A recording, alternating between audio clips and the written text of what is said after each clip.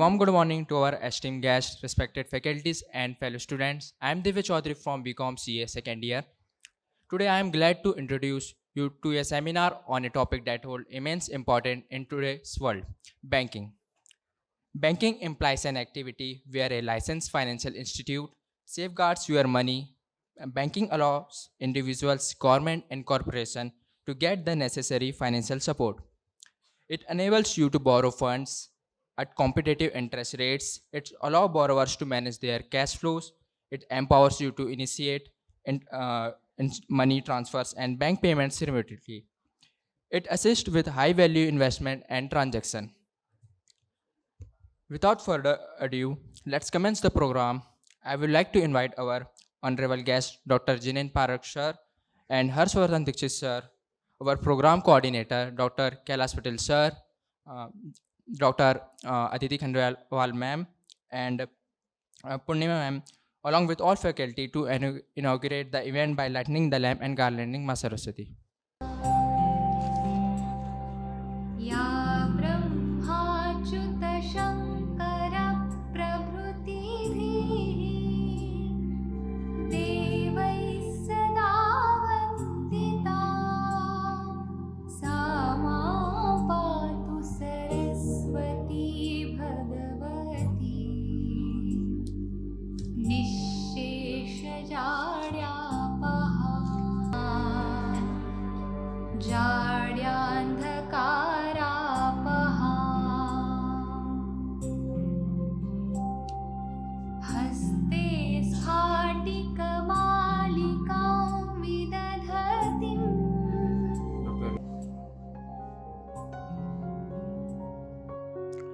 Now, following the tradition of Atiti Deva Bhava, now I request Dr. Rekha Lagotia ma'am to formally welcome our guest speaker, Dr. Jinin Parak sir, with a symbolic life-giving plant. Sir, please join us on stage. And I invite Dr. Aditi Khandelwal ma'am to formally welcome our another guest speaker, Mr. Harshvardhan Dikshit sir.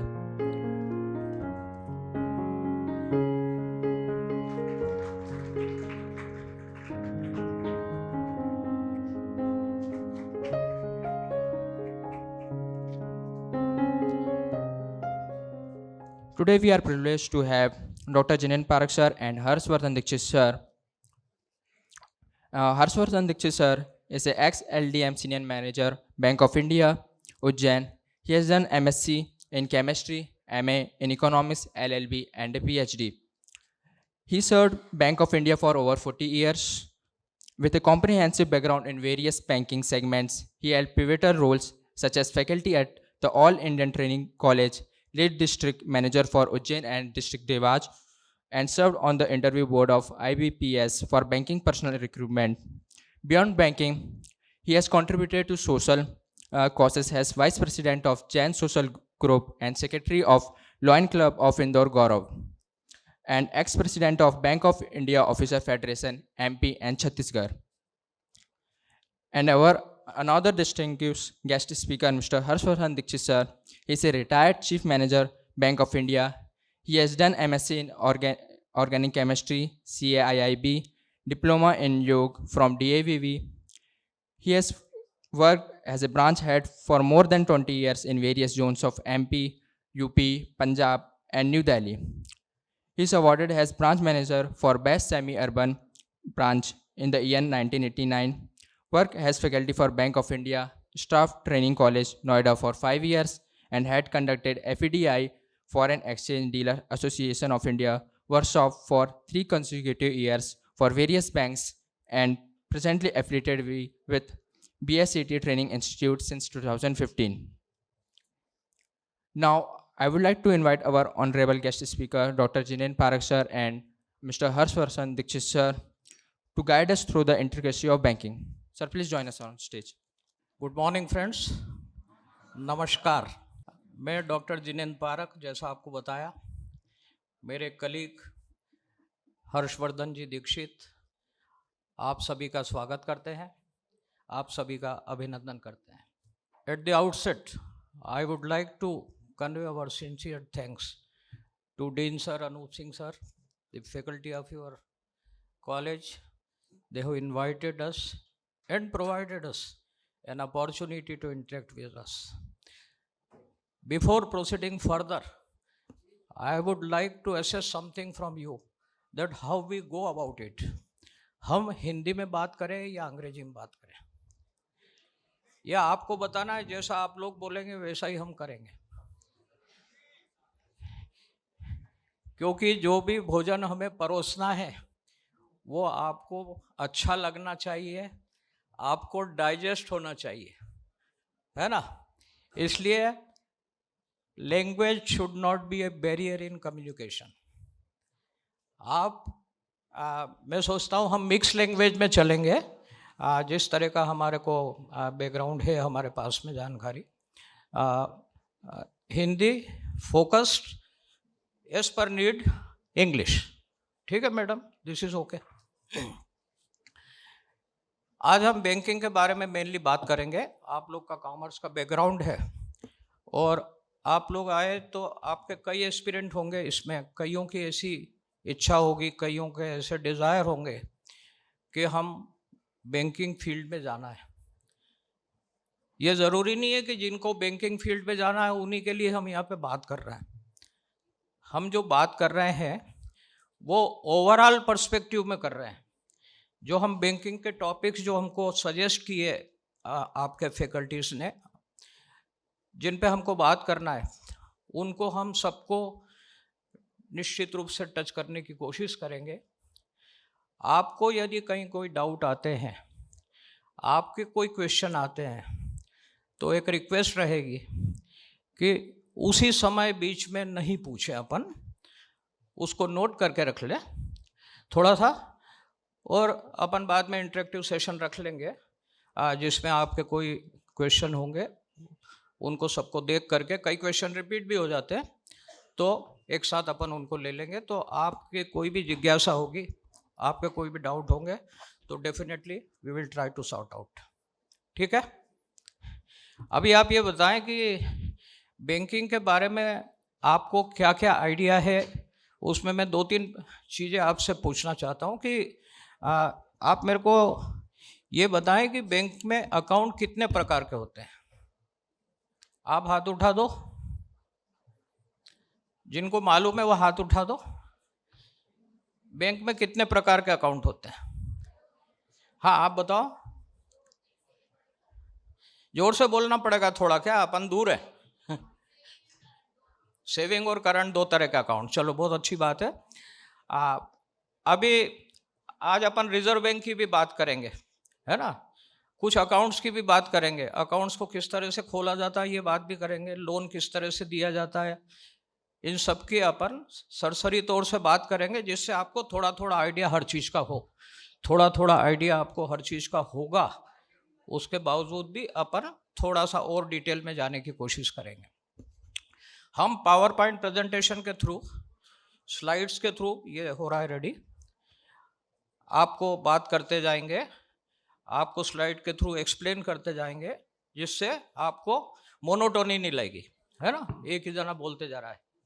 तो हम बोलने के लिए भी 2 लोग रहेंगे और यहाँ पे स्लाइड्स भी साथ में चलेंगे, इसलिए कोई मोनोटोनी आपको ना हो। बट अगेन आपसे भी एक चीज़ की हमको दरकार रहेगी कि सेशन हमारा इंटरेक्टिव होना है। ये 1 वे ट्रैफिक नहीं चलेगा, क्योंकि हम लोग दोनों चाहे बैंक से आते हो, यदि आपने ध्यान से सुना हो ये इंट्रोडक्शन, तो हम दोनों फैकल्टी रह चुके हमारे बैंक ऑफ इंडिया के ट्रेनिंग कॉलेज में 5 साल से ऊपर, जिसमें हमने अपने स्टाफ को, ऑफ कोर्स बैंक के स्टाफ होते थे सभी कैडर के, उनको हमने पढ़ाया तो नहीं बोलूँगा क्योंकि हमारे कलीग होते थे, बाकी जो बैंकिंग डेवलपमेंट होते थे हमको ज़्यादा पढ़ने का समय मिलता था, क्योंकि ब्रांच ऑपरेशन के लोगों को इतना नहीं मिलता, वो दिन भर बैंक में काम में बिजी रहते हैं, और हम अपने ट्रेनिंग कॉलेज के केबिन में बैठ करके पढ़ाई करते हैं, तो उनसे शेयर करते थे। आप लोगों को प्रश्न न पूछते हुए बीच में मैंने ज़रूर टोका है, किंतु फिर भी यदि हम स्पेसिफिक रूप से आपसे कुछ बात करते हैं तो आप ज़रूर शेयर करें। जैसा अभी आपने बताया बहुत अच्छी बात है। आपने दो अकाउंट है, दो अकाउंट सेविंग और करंट बताए, सुना, सबने सुन लिया था। उसके अलावा कोई अकाउंट बताना चाहता है? इन्होंने दो अकाउंट बताए सेविंग और करंट के अलावा। थोड़ा बोलना पड़ेगा भैया जोर से। Sir fixed deposit account. Fix deposit account अच्छी बात है, क्योंकि अपन चाहे अपन ने किए हो या नहीं किए हो, अपन घर में इधर कुर्सियाँ इधर, ये हम घर में जरूर सुनते हैं कि हमारे यहाँ फिक्स डिपॉजिट किया है, पेरेंट्स ने किया है, ये किया है। अब एक चीज और बता देते हैं, फिर हम डायरेक्ट स्लाइड पे आएंगे थोड़ी देर में। रिजर्व बैंक ऑफ इंडिया के गवर्नर इस समय कौन है? सिर्फ हाथ उठाना। बोल दिया। जितने लोगों को मालूम है, आवर कॉम्प्लीमेंट्स टू देम। जिनको नहीं मालूम है तो हम ये कहना चाहेंगे कि ये मालूम होना चाहिए। नहीं मालूम होने का कारण मैं आपको बताता हूँ कि हम न्यूज़पेपर के टच में नहीं है, हम करंट रिपोर्ट्स के टच में नहीं है, हम कमर्शियल पेपर या कमर्शियल किसी प्रकार की मैगजीन के टच में नहीं है। ज़्यादा समय सिर्फ हम थ्योरेटिकल टीचिंग जो हमारी पढ़ाई है उसमें देते हैं। आपको इन चीज़ों की आवश्यकता आज भले ही नहीं हो, आप यदि किसी इंटरव्यू में जाते हैं, आप पोस्ट ग्रेजुएशन की डिग्री के लिए जाएंगे, आपको इन चीज़ों की ज़रूरत पड़ेगी। तो दोस्तों, with this background I just request Dikshit sir to have a few words with you, then we will go to the slides.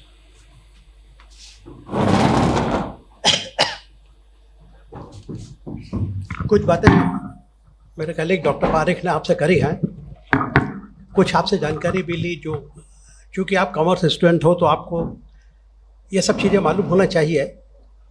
एक क्वेश्चन मैं आपसे और करूँगा कि आपने बहुत सारे बैंकों के नाम सुनते हैं कि ये नेशनलाइज बैंक है, ये कमर्शियल बैंक है, ये रीजनल रूरल बैंक है, ये प्राइवेट बैंक है। ये ऐसा डिफरेंशिएशन क्यों है? ऐसा डिफरेंशिएशन क्यों है? और क्या आपको मालूम है किसी भी बैंक के बारे में, चाहे वो कमर्शियल बैंक है, नेशनलाइज बैंक है, रीजनल रूरल बैंक है, प्राइवेट बैंक है, स्मॉल फाइनेंस बैंक है, देयर आर डिफरेंट नोमेनक्लेचर्स। क्यों है ये? Any one of you? नहीं मालूम? चलिए कोई बात नहीं, हम आज उस बारे में भी बात करेंगे। और रिजर्व बैंक के बारे में, जैसा पारिक साहब ने बताया कि रिजर्व बैंक के बारे में भी बात करेंगे। तो रिजर्व बैंक के बारे में आपको कितनी जानकारी है? एक आपने नाम बताया कि रिजर्व बैंक के गवर्नर कौन है। Apart from that, reserve bank किसको सपोर्ट करता है? गवर्नमेंट को सपोर्ट करता है, बैंकों को सपोर्ट करता है, इकोनॉमी को सपोर्ट करता है? यस, इकोनॉमी को। बैंक और इकोनॉमी, गवर्नमेंट को सपोर्ट नहीं करता है। आरबीआई इज द इंस्ट्रूमेंट जो गवर्नमेंट की पॉलिसीज को इम्प्लीमेंट करने के लिए सारा कुछ काम करता है। कैसे मैनेज करना है वो सब चीज़ें देखता है। बैंकों की वर्किंग कैसी होना चाहिए, वहाँ कहाँ शॉर्ट कमिंग्स हैं, कैसे हम उसको कंट्रोल कर सकते हैं, उसके ऊपर काम करता है।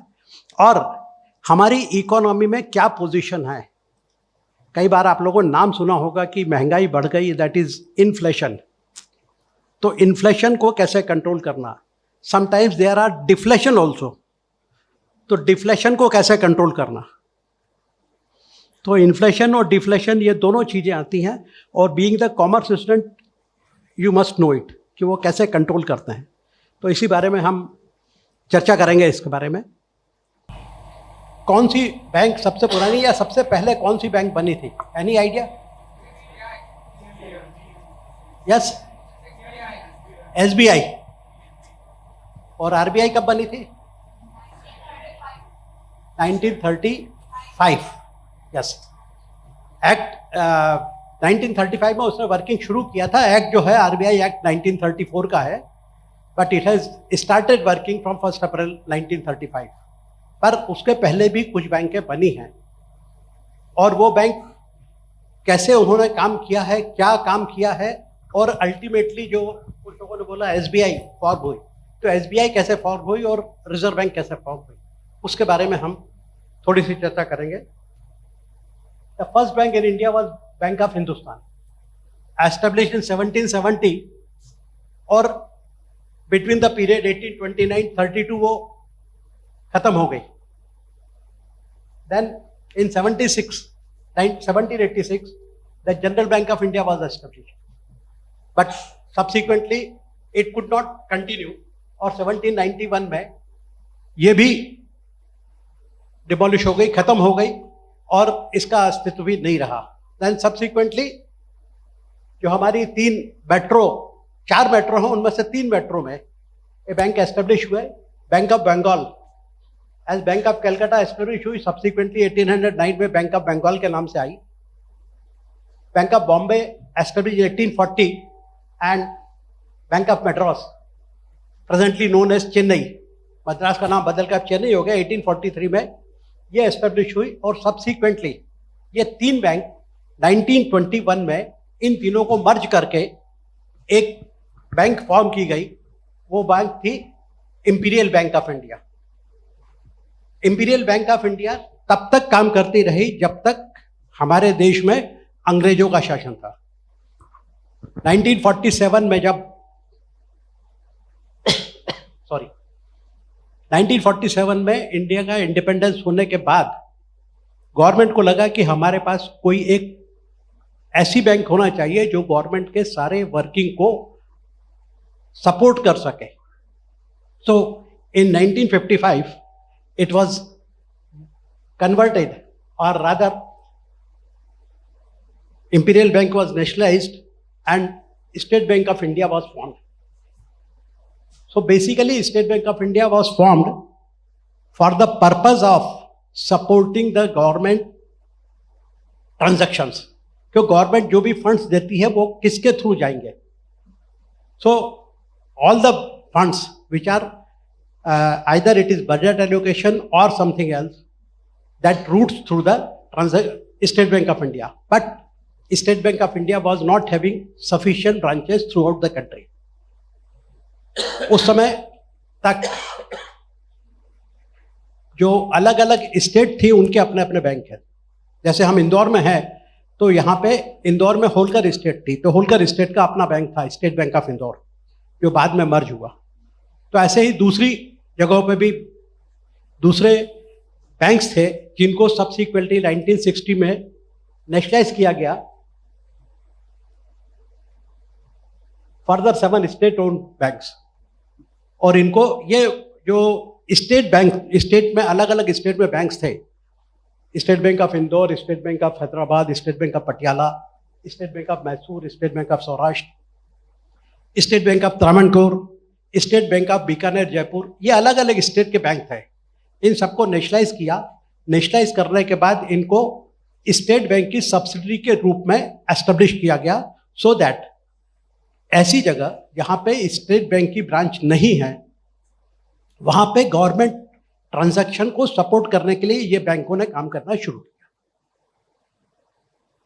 Subsequently it was found by the government of India कि हमारी इकोनॉमी को सपोर्ट करने के लिए सिर्फ इतना ही काफ़ी नहीं है, हमें कुछ और भी करना चाहिए। और वो कैसे कर सकते हैं, ताकि हमारे कंट्री के छोटे लोगों को भी बैंकिंग फैसिलिटी मिल सके। So subsequently 1969 14 banks have been nationalized. 14 banks nationalize किए गए। 1980 में अगेन 6 बैंक्स नेशनलाइज किए गए। जब 14 बैंक्स नेशनलाइज किए गए थे, एट दैट टाइम ये क्राइटेरिया रखा गया था कि जिनकी 50 लाख कैपिटल है उन लोगों को उन बैंकों को नेशनलाइज किया जाएगा। जब 1980 में नेशनलाइज किया गया तब ये क्राइटेरिया रखा गया कि जिनकी 200 लाख कैपिटल है उन लोगों, उन बैंकों को कैपिटल नेशनलाइज किया जाएगा. So this way the banking history has started and now we have reached to the position कि आज जो हमने पहले नेशनलाइज किए थे, आज हम उनको मर्ज करके और फिर बिगर बैंक तैयार कर रहे हैं. क्योंकि उस समय नेशनलाइजेशन जरूरी था. Why it was necessary? Because the ultimate benefit to the poorest person of the country should be given by the banks. Nationalization के पहले, previous to nationalization, banks were giving the financial support only to the big industrialists.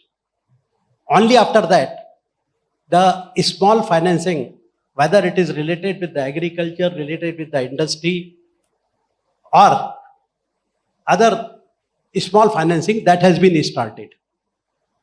आज हमको बहुत सारी चीजें easily bank rate पे available हो जाती है, but it was not so previously. Bank का स्ट्रक्चर जो हमने बात की थी कि डिफरेंट बैंक्स होते हैं, कौन कौन से बैंक्स होते हैं और क्या डिफरेंशिएशन इनमें है. Central bank, you all are well aware कि central bank reserve bank of India के रूप में काम करता है. और रिजर्व बैंक ऑफ इंडिया जो है वो गवर्नमेंट को सपोर्ट करता है. It is supporting the government functioning not only for the transactions but in all other cases. Other cases में कैसे सपोर्ट करता है? आप सब कॉमर्स के स्टूडेंट हैं. Have you ever thought about the budget of the country? हमारी country का बजट पहले 29 फरवरी को आया, 28 फरवरी को आया करता था. Now it is declared on 1 February. And in that budget, कभी आपने मार्क किया कि हमारी जो बजट होती है, आपका घर का बजट होता है तो कैसे जितनी आपकी इनकम होती है उतना ही एक्सपेंसेस करते हैं ना, उससे ज़्यादा तो नहीं कर सकते. और यदि ज़्यादा करेंगे तो आपको कहीं से बारो करना पड़ेगा फंड्स.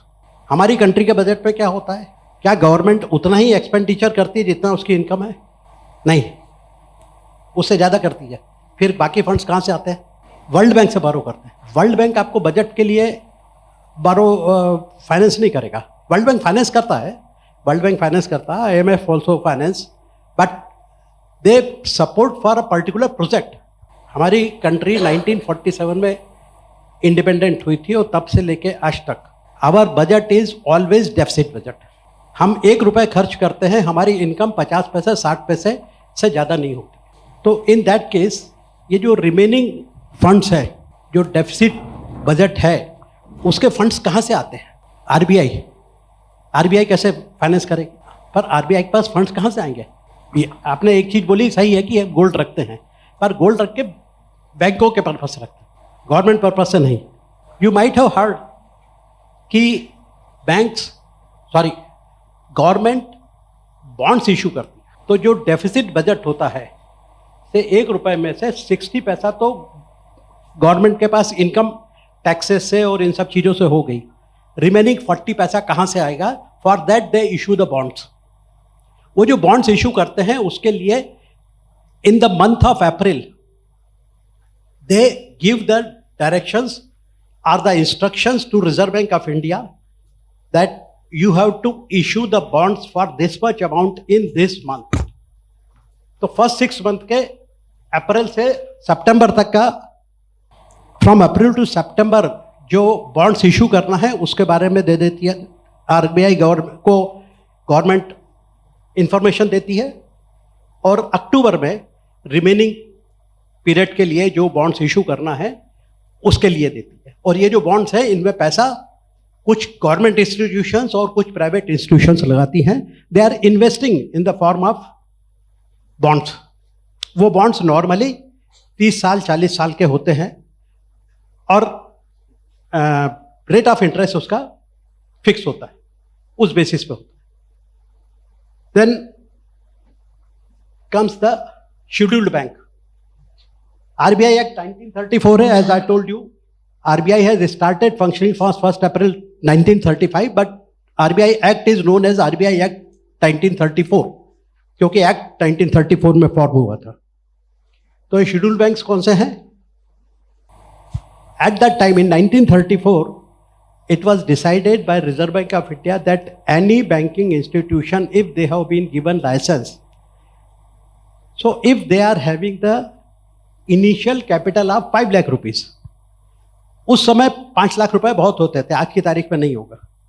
तो जिनके पास 5 लाख कैपिटल से बैंकिंग स्टार्ट कर रहे हैं, उन इंस्टीट्यूशंस को शेड्यूल बैंक माना जाएगा, and they are classified in the schedule 2 of the RBI Act 1934. Then comes commercial banks. जो शेड्यूल्ड बैंक्स थे, उन सब बैंकों में again after 1947 independence, India became independent.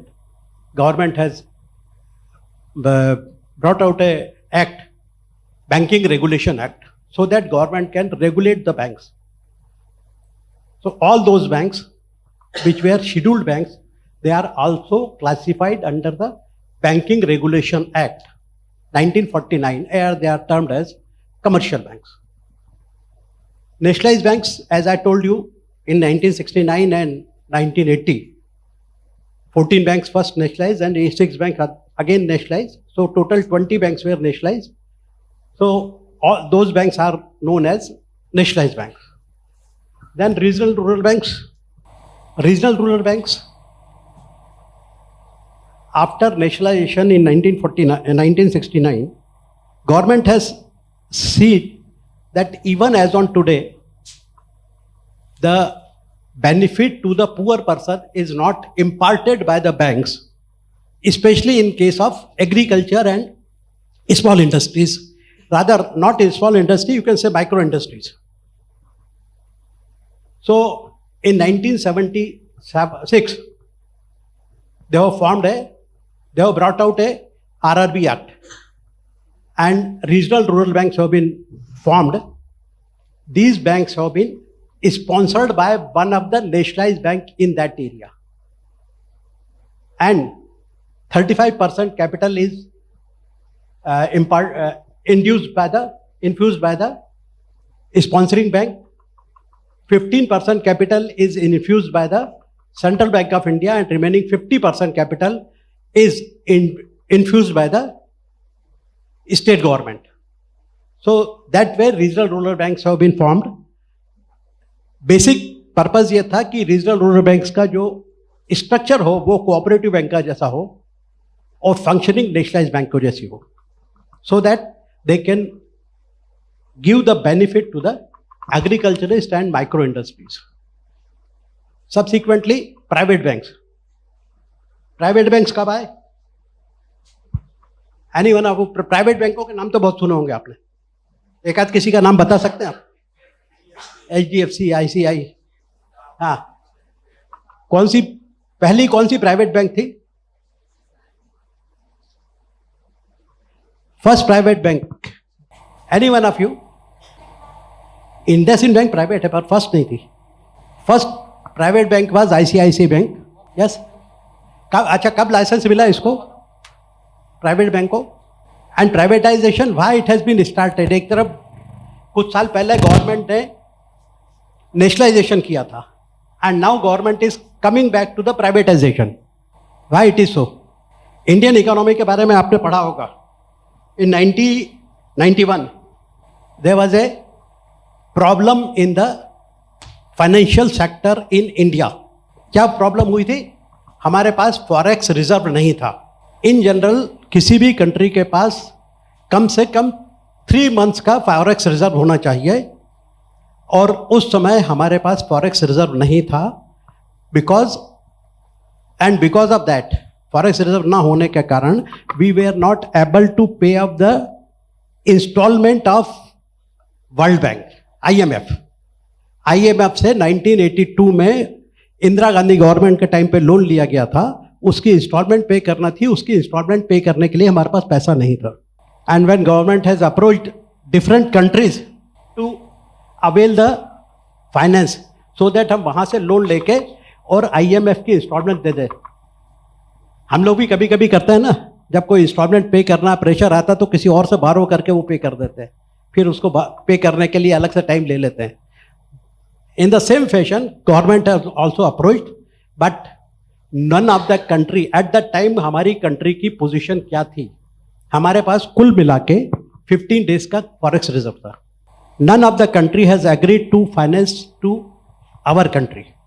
Finally Bank of England, they agreed on the condition that if you pledge your gold in physical form with Bank of England, then we can extend the loan to you. हमारी credibility इतनी खराब थी कि government, England government को, British government को इतना विश्वास भी नहीं था कि आपके यहाँ यदि गोल्ड रखा हुआ है तो हमारा चार्ज क्रिएट हो जाए तो सफिशिएंट है. नॉर्मली होता ऐसा ही है कि उसके ऊपर चार्ज क्रिएट हो जाता है, but at that time the credibility of the country was very low, and ultimately we are left with no option then to send the gold in physical form to that country, British government, and then they have given the loan to Indian government pay off the installment of the IMF, and then government has to rethink the strategy for earning the foreign exchange. और तब 1991 में एक change हुआ था. Manmohan Singh was the finance minister, and he came out with the LPG. LPG का नाम सुना है आपने कभी? Yes. Liberalisation, privatisation and globalisation. तो इंस्टीट्यूट को प्राइवेट करना, ग्लोबल मार्केट में हमारी इकोनॉमी को चेंज करना. जो हमारी इकोनॉमी उस समय तक मिक्स्ड इकोनॉमी थी, it has come down, converted to capitalistic economy. और तब प्राइवेटाइजेशन भी शुरू हुआ, और 1993 में फर्स्ट बैंक ICICI बैंक को लाइसेंस दिया गया. Then HDFC, IDBI, UTI bank था, यूनिट ट्रस्ट ऑफ इंडिया को लाइसेंस दिया गया बैंकिंग के लिए. Now it is converted to Axis bank. So that way private banks have come out. Up to 2015 government was giving the licence to the private bank, but in 2015 the last 2 licenses were given as a full-fledged bank to IDFC Bank and Bandhan Bank. Subsequently, government has stopped giving the full-fledged license to the institution for banking purpose. They have started giving the license for small finance bank and payment banks. So payment bank जो सिर्फ payment करती थी, deposit और deposit रखेगी, deposit से related services देगी, transfer of funds, all that, but they can not finance. और small finance bank deposit भी लेगी और up to certain limit finance भी कर सकती है. That was the purpose, so that small purpose के लिए या रूरल एरियाज में फाइनेंस किया जा सके. और स्मॉल फाइनेंस बैंक का लाइसेंस सिर्फ उन्हीं इंस्टीट्यूशंस को दिया गया जो ऑलरेडी माइक्रो फाइनेंशियल इंस्टीट्यूशन के रूप में काम कर रहे थे. Then come schedule cooperative bank. जितने भी कोऑपरेटिव बैंक्स हैं, हर स्टेट में अलग अलग कोऑपरेटिव बैंक्स हैं. They are also scheduled banks और शेड्यूल कोऑपरेटिव बैंक्स हैं. कोऑपरेटिव बैंक का स्ट्रक्चर थोड़ा सा डिफरेंट होता है. And then development banks. Development banks, those banks which are not directly entertaining the customer, but they are refinancing to the banks who are entertaining the customers. IDBI है, SIDBI है, NABARD है. These all are development banks, and they provide the finance to the banks for extending the finance to rural persons, poor persons, agriculturists, industrialists, like that. Dr. Parikh will continue further. अभी ये बात करने के पहले इस slide पे अपन 2-3 minute दूसरी बात करेंगे, है ना. अपन कोई भी मकान बनाते हैं तो उसका जो नींव है वो बहुत मजबूत बनाई जाती है ना. उसके ऊपर फिर अपने हिसाब से सब बनाते हैं. बाकी जो स्ट्रक्चर है, जो नींव है, उसको स्ट्रांगेस्ट बनाने की कोशिश की जाती है. 10 फीट नीचे जा रहा है, 20 फीट नीचे जा रहा है. जितनी बिल्डिंग ऊंची बनानी है उतने नीचे जाते हैं. अभी वाला जो सेशन था स्ट्रक्चर ऑफ बैंकिंग का, उसको हमने आपको डिटेल में समझाया है. हो सकता है कुछ चीज़ें बहुत ज़्यादा आपसे ताल्लुक़ न रखती हो या आपको याद न रखती हो या आपके काम में फ्यूचर में नहीं आए, उसके बावजूद भी being a student of commerce, when you are taking off your career, these things are much required. तो ये था बैकग्राउंड। अब उसके पहले 2 नियम है ना, कोई भी खेल होता है तो उसके नियम होते हैं, तो अपन 2 नियम बना लेते हैं आगे बढ़ने के पहले कि एक तो मोबाइल हम जेब में रख लेंगे। यदि हम इस सेशन से संबंधित उसका उपयोग कर रहे हैं तो बात अलग है, आगे की लाइन के लिए ये लागू नहीं है।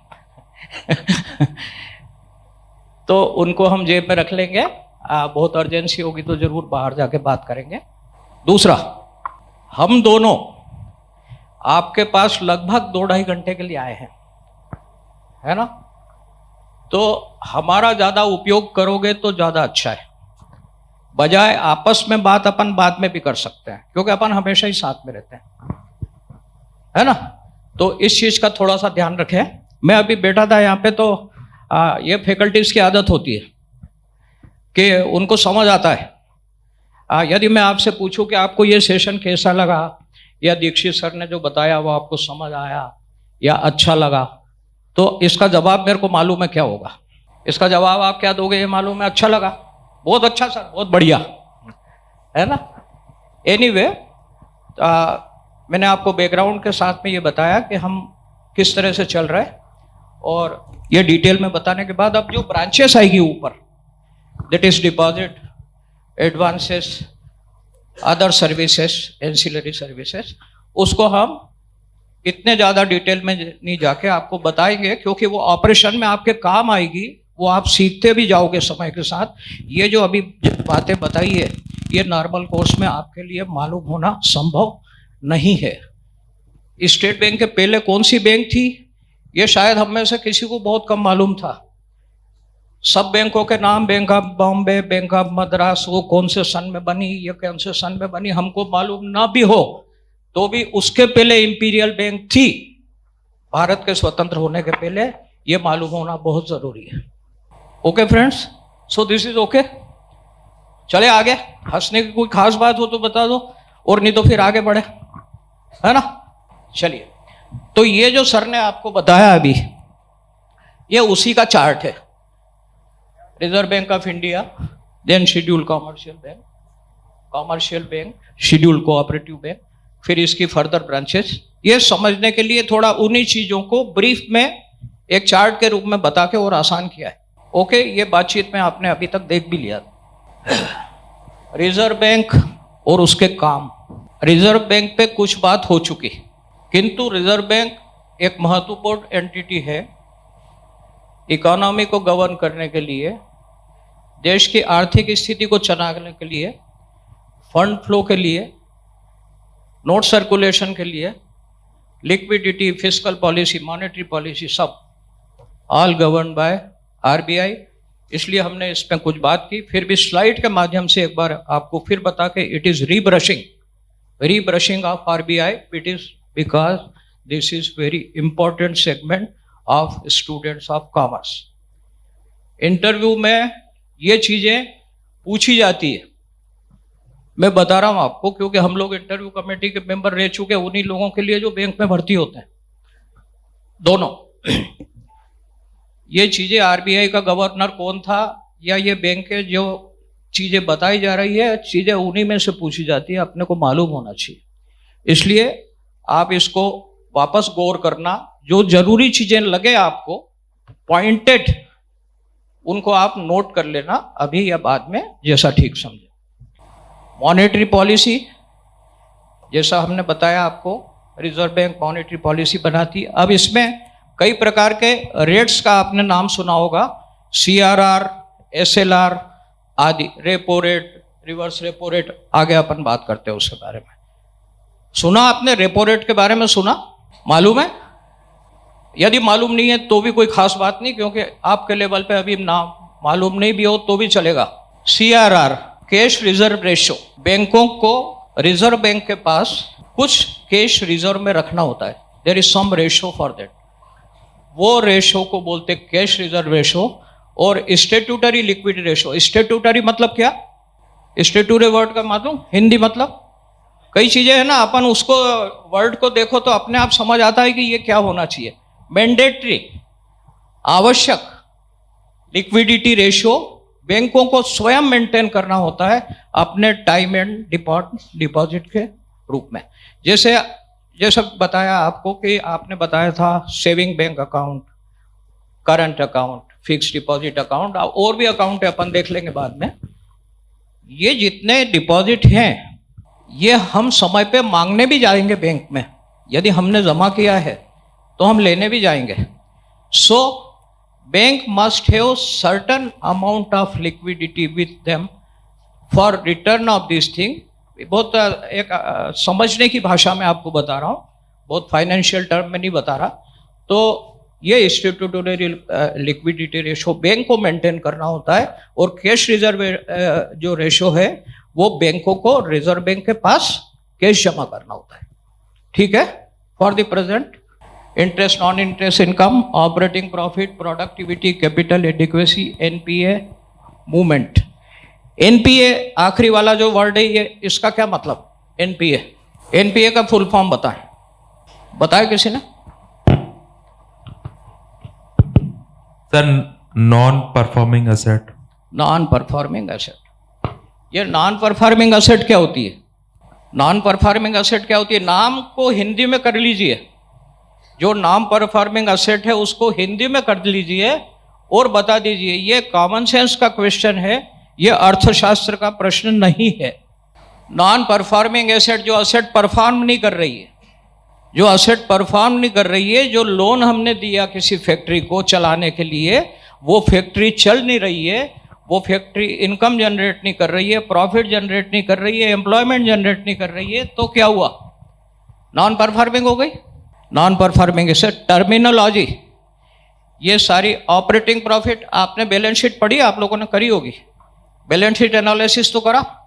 ऑपरेटिंग प्रॉफिट मालूम, उसके पहले बाद में ऑपरेटिंग के बाद में क्या लिखा नहीं है इसमें? ऑपरेटिंग प्रॉफिट के बाद एक वर्ड छोड़ दिया, क्या नहीं लिखा है? Net profit. नहीं पढ़ा इसमें। बैलेंस शीट के बारे में थोड़ा सा देखेंगे बाद में, है ना, अगली स्लाइड में। So these are some of the important ratio जो कि रिजर्व बैंक गवर्न करती है मॉनेटरी पॉलिसी के टूल्स के रूप में। Prudential norms, lending percentage to individual groups and infrastructure. किसी भी ऑर्गेनाइजेशन को, जैसे अभी non finance bank, non banking finance बताया ना पहले, जो बैंकों के स्ट्रक्चर में बताया, तो कितना परसेंटेज आरबीआई रिक्वायर्ड है आरबीआई के पास, या आरबीआई को कितना देना है, कितनी जरूरत है, ये सारे percentage, lending percentage to individual, वो बैंक इंडिविजुअल को देती है। बैंक लोन देती है ना, तो कितना परसेंट उसको एक्सपोजर देना है, कितना परसेंट नहीं देना है, ये सारा हमारी मर्जी का काम नहीं है कि आपने आया कि मेरे को लोन चाहिए, मैंने आपको 1 लाख दे दिया, आपको 2 लाख दे दिया अपनी मर्जी से। देयर आर सर्टेन नॉर्म्स, वो नॉर्म्स आरबीआई सारे तैयार करती है और बैंकों को देती है। बैंकों के पास इसका लिवरेज है कि वो अपने हिसाब से थोड़ा मॉडिफिकेशन करे, बाकी उसके अलावा भी जितने भी लेंडिंग नॉर्म्स है, एक्सपोजर नॉर्म्स है, वो आरबीआई के द्वारा गवर्न है। हाँ जी, नेक्स्ट। बैंक रेट कितना अभी बताइए आगे। बैंक रेट बताएगा कोई?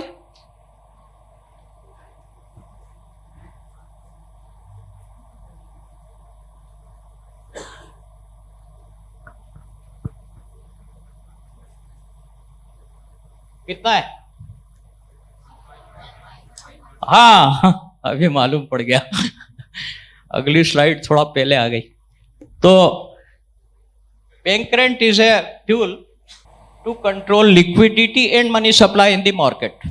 इसका पहले अपन हिंदी में कर लेंगे, फिर अपन समझने की कोशिश करेंगे, ज़्यादा आसान हो जाएगा। मार्केट में कितना पैसा फ्लो हो रहा है वो पता करने के लिए, यदि वो ज़्यादा है या कम है तो उस रेट को कम ज़्यादा करना, उस रेट को कम ज़्यादा करके मार्केट में पैसे का फ्लो, डिमांड या सप्लाई, लिक्विडिटी कितनी चाहिए कितनी नहीं चाहिए, ये सारा आरबीआई ये रेट के द्वारा तय करती है। बैंक रेट सबसे पहले, रेपो रेट बाद में, रिवर्स रेपो रेट बाद में, एसएलआर CRR सब बाद में, सबसे पहले बैंक रेट सबसे ज़्यादा इम्पोर्टेंट, क्योंकि पूरा कंट्रोल जो लिक्विडिटी का है और मनी सप्लाई जो कंट्री के अंदर जो देश में होना है वो बैंक रेट से तय किया जाता है। Next,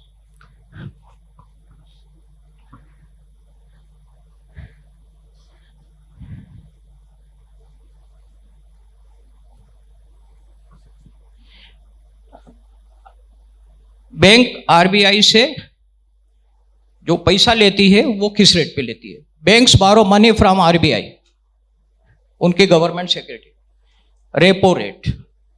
banks borrowing money from RBI, ये रेपो रेट हो गया। रेपो रेट एक ऐसी टर्म है जो कॉमनली यूज्ड है, और जो मॉनेटरी पॉलिसी आती है, आप देखना, अभी तक आपने नहीं देखा होगा पर अब आप देखना, चाहे आप अंग्रेजी पेपर मत पढ़ो, इकोनॉमिक्स पेपर मत पढ़ो, पर दैनिक भास्कर या नई दुनिया भी आप पढ़ोगे तो वीक में एक दिन उसमें कॉमर्शियल जो रिलेटेड न्यूज आती है।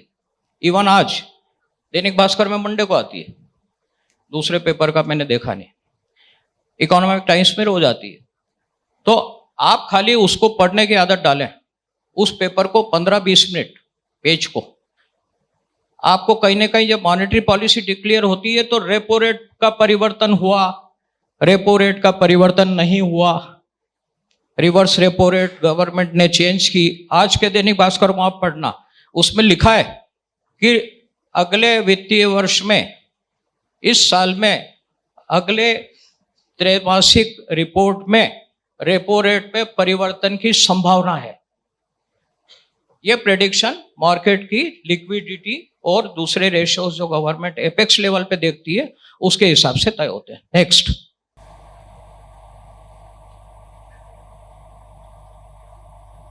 6.5%,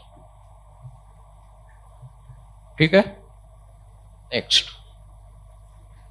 हम खाली डेफिनेशन बता के आगे बढ़ रहे हैं, डिटेल में नहीं जा रहा इसमें, but you should know the definition, ये आप ध्यान रखें। यदि आपको रेपो रेट या रिवर्स रेपो रेट की डेफिनेशन इस सेशन के बाद में या इस सेमिनार के बाद में याद नहीं है तो गूगल खोल के एक बार देख लेना या बुक में देख लेना। ये अपने जनरल नॉलेज के पर्पज से, इंटरव्यूज के पर्पज से, या आप किसी पोस्ट ग्रेजुएशन में जाओगे उस पर्पज से ये चीज़ें जो बेसिक है, ये बहुत बेसिक है RBI में। कई बार क्या होता है, बैंकों के पास फंड एक्सिस में आता है। एक्सिस में कब आता है बैंकों के पास फंड? बताइए, कॉमन सेंस से बताओ कि बैंकों के पास ज्यादा पैसा कब हो जाता होगा? बैंकों के पास ज्यादा पैसा कब हो जाता होगा? बैंकों के पास दो स्थितियां हैं, बिल्कुल कॉमन, सब सामान्य ज्ञान की बात कर रहा हूं मैं, डीप इकोनॉमिक्स में हम नहीं जा रहे। बैंक के ज्यादा पैसा रिसीव कर रही है, कब कर रही है? जबकि डिपॉजिट रेट बढ़ गए, ठीक है। यदि डिपॉजिट रेट बढ़ता है तो दूसरे गवर्नमेंट स्कीम में न जाते हुए लोग बैंक में जमा करते हैं। एग्रीड, एक सामान्य बात हो गई। दूसरा, ऑफटेक ज्यादा नहीं है। ऑफटेक ज्यादा नहीं है मतलब क्या? कि मार्केट में पैसे की डिमांड नहीं है, लोग लोन ज्यादा नहीं ले रहे, उसके लिए लोन ज्यादा नहीं, बाद में फिर गवर्नमेंट उसके लिए पॉलिसी में थोड़ा लूज करती है, ढीलापन करती है। यदि इधर क्रंच करना है तो डिपॉजिट रेशो की रेट कम होती है, ज़्यादा होती है। आज देखिए बहुत अच्छा लेख आया है दैनिक भास्कर में, आप देखना। इसी बात पे जो अपन बात कर रहे हैं, डिपॉजिट की रेट कम या ज़्यादा कब होती है, कैसे होती है, थोड़ा सा ब्रीफ है, पर यदि आपको किसी को इंटरेस्ट हो तो ज़रूर देखिएगा। बताते हैं वो आगे कि आगे अभी के रेपो रेट और रिवर्स रेपो रेट के हिसाब से, मार्केट की लिक्विडिटी पोजीशन के हिसाब से आगे बैंकों के ब्याज बढ़ने की संभावना है या घटने की संभावना है। नेक्स्ट, 3.35, उसके पहले वाला रेट कितना था और रेपो रेट कितना था, बैंक रेट कितना था? ये याद करना एक और अच्छा तरीका है इन चीज़ों का, जो हम करते थे, मतलब आप करो या नहीं करो ये कोई ज़रूरी नहीं है, कि इस प्रकार के जो बुलेट पॉइंट्स होते हैं आप दिमाग में सर्कुलेट करो और एक दूसरे से बीच बीच में कभी पूछते रहो। जैसे आप घूम रहे हो या कहीं पे बैठे हुए हो या कैंटीन में खाना खा रहे हो, तो आपने एक दो चीजें पूछ ली। यदि एक बार आपने किसी से पूछ लिया है वो, तो दोनों कभी नहीं भूलेंगे उसको। इसको आप टेस्ट करके देख लेना। ये रेट यदि कल आपने एक दूसरे से पूछ ली तो उसके बाद कम से कम साल 2 साल तो नहीं भूलोगे आप, बीच में बदल जाएगी ये बीच में बदल जाएगी। यदि टच में रहोगे तो मालूम पड़ेगी आपको। CRR की बात अपन कर चुके। नेक्स्ट 4.5% है। आखिरी लाइन देख लो आप। CRR मैंने एक्सप्लेन किया आपको पहले। CRR एट प्रेजेंट इज 4.5%, पर ये रेट बदलते रहते हैं। RBI की मॉनेटरी पॉलिसी जब आती है तो ये बदलते रहते हैं, इसलिए यदि आप टच में हैं तो आप ठीक है कि आप जो बता रहे हैं समय पे वो ठीक है। बाकी यदि मैडम कुछ खास बात हो तो बोलो, कुछ पूछना चाहते, कोई डाउट आया इसमें रेट में? आप दोनों बीच में 5वीं लाइन नहीं, तो इसको हम कहते हैं डिस्ट्रक्शन, है ना। डिस्ट्रक्शन क्या होता है ये बाद में समझना, हिंदी में देखना। तो नेक्स्ट SLR की बात हम कर चुके। कितना ये बता दो भैया आखिरी में? 18%। हाँ, अब ये है थोड़ा सा ध्यान देने की बात है, ये एक जनरल इंटरेस्ट की बात है और आप लोग थोड़ा सा, आपको मालूम भी होगा इसलिए ज़्यादा अच्छा लगेगा। कई बार क्या होता है, कुछ चीज़ें अपने को मालूम नहीं होती, बिल्कुल नहीं होती है, तो सीखने की जिज्ञासा तो होती है पर हम उसको इतना रिसीव नहीं कर पाते अच्छे से। But you know certain things in this deposit. जैसे आपने बताया, सेविंग बताया था, करंट बताया था, फिक्स बताया था, और भी दूसरे होते हैं। अभी आपने को देखोगे तो मालूम चलेगा कि हाँ ये भी कहीं सुना था अपन ने। तो नेक्स्ट बताएं। अब इसमें डिपॉजिट तो कहीं है ही नहीं। ये स्लाइड क्यों लगाई, ये स्लाइड क्यों लगाई हमने? अपन बात करने वाले थे डिपॉजिट की और ये तो बैलेंस शीट की असेट लायबिलिटी आ गई है, गलत लग गई है। डिपॉजिट असेट है या लायबिलिटी? डिपॉजिट एसेट है या लायबिलिटी? अच्छा, अब इतना तो समझ नहीं आ रहा, कोई कुछ बोल रहा, कोई कुछ बोल रहा है। ईमानदारी से हाथ उठाना। एसेट किस किसने बोला? हाँ, उसमें ऐसे शर्माने की बात नहीं है, सही भी हो सकता अपना। एसेट किस किसने हाथ उठाया बता दो। अच्छा, और लायबिलिटी का हाथ कितने लोगों ने उठाया? मतलब समझो जितने हाल में है सबको दिखता नहीं है, आगे वालों को पीछे का नहीं दिखता है, मैडम लोगों को नहीं दिख रहा है। असेट 10% लोगों ने बताया, लायबिलिटीज करीब करीब 30% लोगों ने बताया, और 60% ने कुछ नहीं बताया। उनके हिसाब से कुछ भी नहीं है, ना असेट है ना। तो जैसे उसमें आता है ना, उसमें आता है वो ऑडियंस पोल केबीसी में, ऑडियंस पोल केबीसी में आता है, तो जिसका ज्यादा उत्तर सही होता है उसको जनरली कॉन्टेस्टेंट सही बता देता है कि ऑडियंस बता रही है ज्यादा, तो ये सही है। तो मे भी जो ऑडियंस ने, मेरे को मालूम नहीं इसमें क्या है, ये दीक्षित सर ने बनाई स्लाइड, मेरे को इसके बारे में कुछ भी नहीं मालूम। तो ऑडियंस ने जो ज्यादा बोला वो सही है, क्योंकि हमको देना है। Deposit we have to return. दोस्तों, बात बहुत लाइटली की है मैंने, बात बहुत गंभीर है। आप इस पे गौर करें, क्योंकि आप कुछ हद तक आपने balance sheet higher secondary level में भी पढ़ी होगी, बिफोर ग्रेजुएशन भी पढ़ी होगी, बाद में भी आप पढ़ रहे हो, तो ये बहुत ही बेसिक चीज थी। We would like that 90% of people give us correct answer. Bank of Madras कब बना था ये आपको मालूम नहीं है, बिल्कुल चलेगा, बिल्कुल एक्सेप्टेबल है, क्योंकि बैंक ऑफ मद्रास बनी थी यही नहीं मालूम तो सन कहाँ से मालूम होगा, ये मालूम होना चाहिए। नेक्स्ट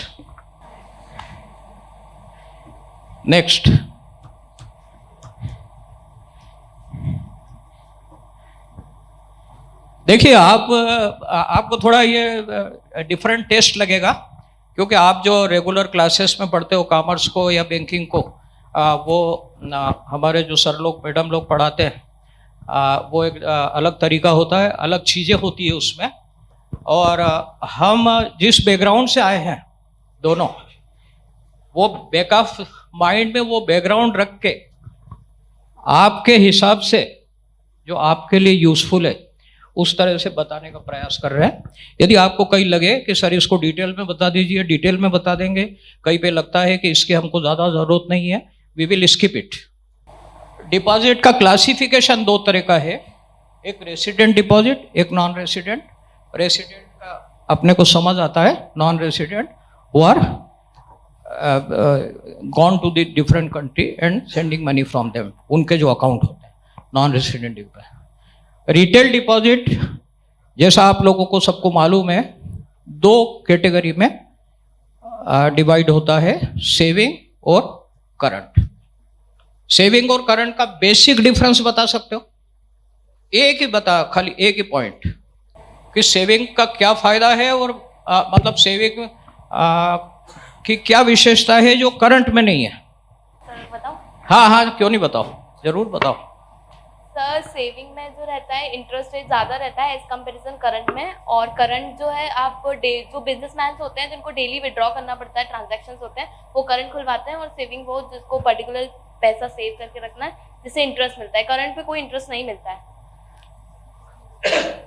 सबको आया समझ में? बैठ जाइए। नहीं आया? हाँ, आप वो कुछ बताना चाह रहे थे आपके पास वाले भैया। नहीं, बोलो भैया? बोलो, क्या मतलब है? सबको बताओ, सबको बताओ। सर नहीं आया हो तो मैं एक और बार रिपीट कर दूं? हाँ, क्या आपने बोला कि नहीं आया कि नहीं आया? क्या बोल रही? सर समझ आया कि नहीं सेविंग और वो करंट ऐसा में? पूछ रहे थे। तुम्हें आया? ये क्या पूछ रहे थे तुमसे, ये बता दो मेरे को तो। सर वो तो बैठने के लिए बोल रहा था कि बैठ जाओ हो गया। अच्छा अच्छा, चलो ठीक है। एनीवे, हाँ, ये बीच बीच के लिए जरूरी है, इसको आप सिर्फ मजाक के तौर पे लीजिए, है ना? क्योंकि अभी अपन थोड़ी देर में खाना खाने का टाइम होता है, थोड़ी भूख लगती है, तो भूख के पहले की स्थिति, लंच के बाद के सेशन, सबका हमको अनुभव है कैसे कैसे होते हैं और उसमें किस तरह से क्लास लेना पड़ती है। तो जो आगे बैठा होता है वो जल्दी निगाह में आ जाता है, इसलिए वो लोग थोड़ा ज़्यादा ध्यान रखें, है ना? चलिए आगे। सेविंग में ब्याज मिलता है, करंट में ब्याज नहीं मिलता है। चलिए, डिपॉजिट के टाइटल देख लीजिए।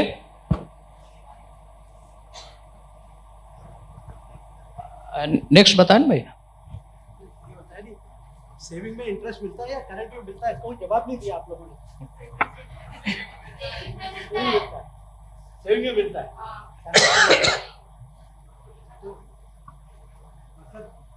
सेविंग आम आदमी के लिए है, सेविंग अकाउंट आम आदमी के लिए है। ब्लाइंड भी खोल सकता है, माइनर भी खोल सकता है, हर एक के अपने थोड़े नियम है कि इलिटरेट होगा तो अंगूठा लगेगा, दाएं हाथ का लगेगा कि बाएं हाथ का लगेगा, लेडीज़ का अलग है, जेंट्स का अलग है।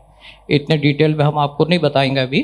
बाकी for the present this is sufficient that illiterates can open the account, blinds can open the account, minor 18 years, 14 years, 10 years।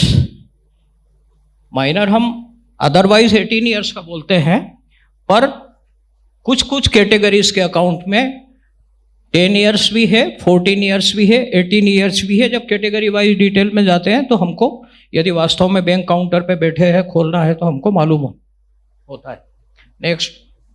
Next trust, government body, HUF body, institution, ये सभी लोग, यदि ऐसा है कि ये इंस्टीट्यूशन है तो ये सेविंग अकाउंट नहीं खोल सकती, ऐसा नहीं है, खोल सकती है।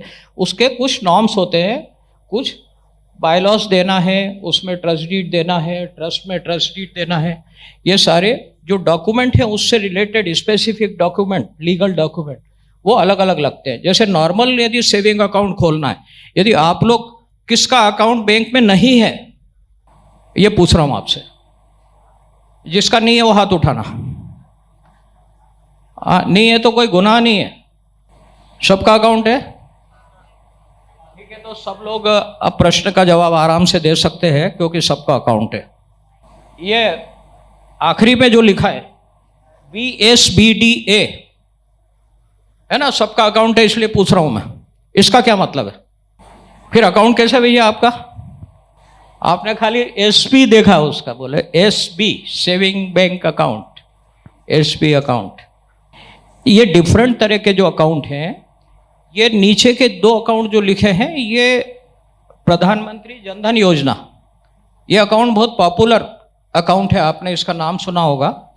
मनरेगा में पेमेंट के लिए, सब्सिडीज के पेमेंट के लिए, कई तरह की सुविधाएं इसके अंदर। जीरो बैलेंस पे अकाउंट खुल सकता है, मिनिमम बैलेंस की रिक्वायरमेंट नहीं है, डिपॉजिट की सर्टन लिमिट्स आर देयर।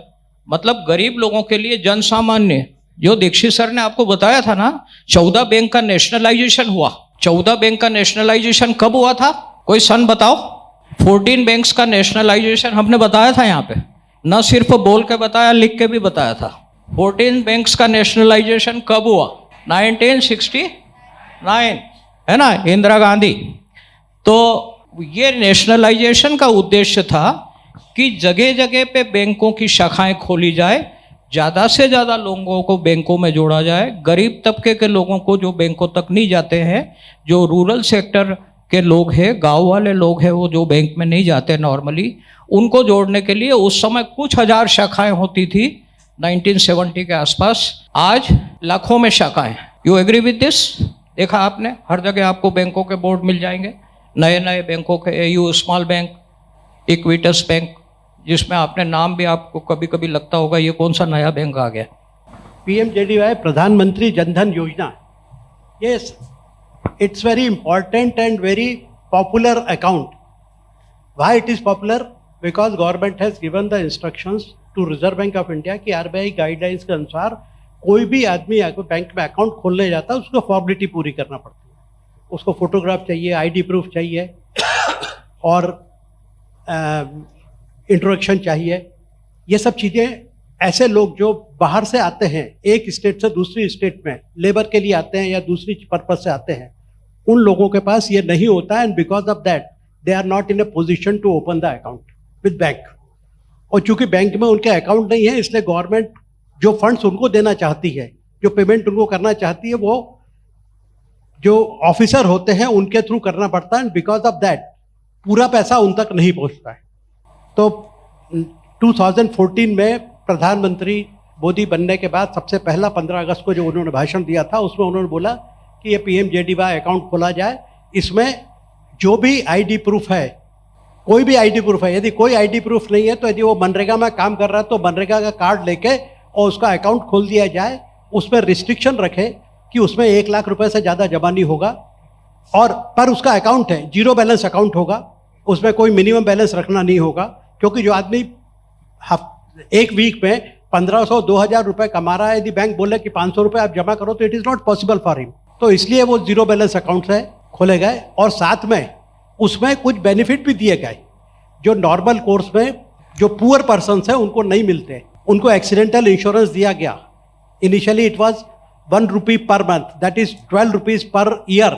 यदि आप प्रीमियम पे करते हैं, और वो पे करना ही है आपको, 12 रुपये पे करना है, तो आपको 2 लाख का एक्सीडेंटल इंश्योरेंस कवर है। आपका एक्सीडेंट में डेथ हो जाएगी तो आपकी फैमिली को 2 लाख रुपए मिलेगा। 1 रुपये पर डे यदि आप जमा करते हैं, रफली 1 रुपये पर डे, 365 दिन में 336 रुपये जमा करते हैं, तो आपको 2 लाख का लाइफ इंश्योरेंस कवर दिया जाएगा। कोविड में लोग एक जगह से वापस अपने गांव को गए, यूपी में, बिहार में, जो महाराष्ट्र में या दूसरी जगह काम कर रहे थे, वो सब वहाँ गए, तो उनको पेमेंट कैसे किया जाए। तो गवर्नमेंट 2000 रुपये पर मेंबर पर पर्सन वो दे रहे थे, तो वो ये जो जिनके अकाउंट थे उसमें डायरेक्ट ट्रांसफ़र शुरू कर दिया, और डायरेक्ट ट्रांसफ़र हो रहा तो सीधा उनके अकाउंट में पहुंच रहा, उनके पास ATM कार्ड है, वो पैसा निकाल सकते हैं।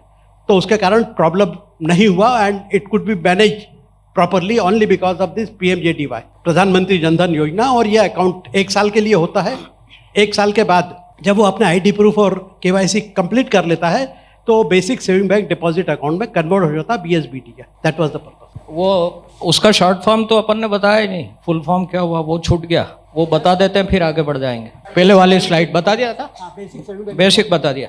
नेक्स्ट एक छोटा सा एग्जांपल आपको 2 मिनट का दूंगा मैं, उसके बाद अपन आगे बढ़ते हैं। जब हम ट्रेनिंग कॉलेज में थे तो मैं भोपाल में था, ऑल इंडिया ट्रेनिंग कॉलेज है, वहाँ पे एक स्टेट से 6-7 लोग आए थे, अलग अलग स्टेट से आते थे, उड़ीसा, बंगाल, ये वो 6 से 7 लोग आते थे, वहाँ से आए थे उस बैच में। और मैंने ये नोटिस किया, मेरे 2-3 सेशन हो गए, आज एक कल एक, कि वो 7 में से एक नहीं आता है, कोई भी एक। कल भी 6 आए थे, आज भी 6 आए, जबकि आए 7 है। और 40-50 का 30-40 का बैच होता है तो समझ आता है। तो मैंने एक से पूछ लिया कि ये आज ये हाँ, उसके पहले ये कि वो एक सज्जन जो थे उनको मैं जब नीचे कार लगा रहा था अपनी पार्किंग में, तो मैंने देख लिया था कि वो वहाँ पे घूम रहा है अकेले विथ समथिंग इन हैंड। तो मैंने क्लास में उन लड़कों से पूछा, मैंने कहा वो तुम्हारे साथ एक और है, वो क्यों नहीं आए? तो उन्होंने कहा सर उनकी तबीयत ठीक नहीं है। तो मैंने कहा अरे तबीयत ठीक नहीं है, थोड़ा सा मैंने ऐसा जाहिर किया जैसे मेरे को बड़ी चिंता हो रही। वो हॉस्टल ऊपर ही था, वो कॉलेज जो था ना हमारा ट्रेनिंग कॉलेज, उसी में हॉस्टल था।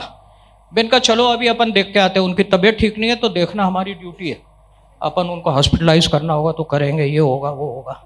तो दाएं बाएं होने लगे। फैक्ट क्या है ये समझ में तो मेरा कहने का आशय ये था, अभी के क्लास के लिए नहीं, हमेशा के लिए, जब आप नियमित रूप से भी क्लास में बैठते हो, आपके फैकल्टीज को सब समझ आता है, सब समझ आता है। आप क्योंकि वो आपसे डबल से ज़्यादा एज के हैं normally. Next, so this was the break होता है ना जो बीच बीच में, वो ब्रेक था। ये कुछ बातें इनडायरेक्टली डिसिप्लिन से भी रिलेटेड होती है, अनुशासन से भी रिलेटेड होती है। जितनी भी बातें मैंने जो ब्रेक्स में की, उनको सारे को अनुशासन से लिंक कर लीजिए, which is a very very important and vital aspect which will play an important role in your career ahead. A message. Current account व्यक्तिगत सिंगल आदमी खोल सकता है, ये कोई ज़रूरी नहीं है कि व्यापारिक फर्म ही खोले, कोई भी व्यक्ति खोल सकता है। उसके नियम है, लिमिटेड अकाउंट में पैसा मिनिमम 10,000 5,000 जो हर एक बैंकों का सेविंग जितना ज़्यादा है सेविंग से। प्रोपराइटर किसी फर्म का है अकेला, वो भी खोल सकता है। पार्टनर है यदि किसी फर्म में 2, 3, 4, वो भी खोल सकते हैं, पार्टनरशिप डीड देना होगी। कंपनी अकाउंट प्राइवेट लिमिटेड हो, पब्लिक लिमिटेड हो, सबके अपने बायलॉज होते हैं, सबके अपने जो नियमावली होती है कंपनियों की, वो सारी की सारी देना, हर एक के टर्म्स एंड कंडीशंस होती है। एक सामान्य बैंकर जो शुरुआत में बैठता है 2, 4, 5 साल की सर्विस में, ये खाते खोलने के लिए थोड़ा सलाह सीनियर से लेना पड़ती है, at least company accounts, limited liability, partnership, ये मेन। अब आपने देखा कि आपने जब बताया था कि अकाउंट कितने तरह के होते हैं, तो आपने 3 तरह के बता के आप रुक गए थे, है ना? कितने तरह के अकाउंट निकल गए। चलिए आगे। हाँ, next please. Term deposit. Term deposit मतलब, ये टर्म समझ लो खाली। टर्म डिपॉजिट मतलब क्या? मैंने बोला फिक्स डिपॉजिट अकाउंट खोलना है, मैंने बोला रिकरिंग डिपॉजिट अकाउंट खोलना है, मैंने बोला डबल डिपॉजिट बेनिफिट अकाउंट खोलना है। इसमें से टर्म डिपॉजिट कौन सा हुआ?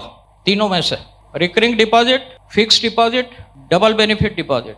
या डबल बेनिफिट को भी छोड़ दो, 2 में से ही बताओ, क्योंकि दोनों के नाम आपने सुने हैं, फिक्स डिपॉजिट, रिकरिंग डिपॉजिट।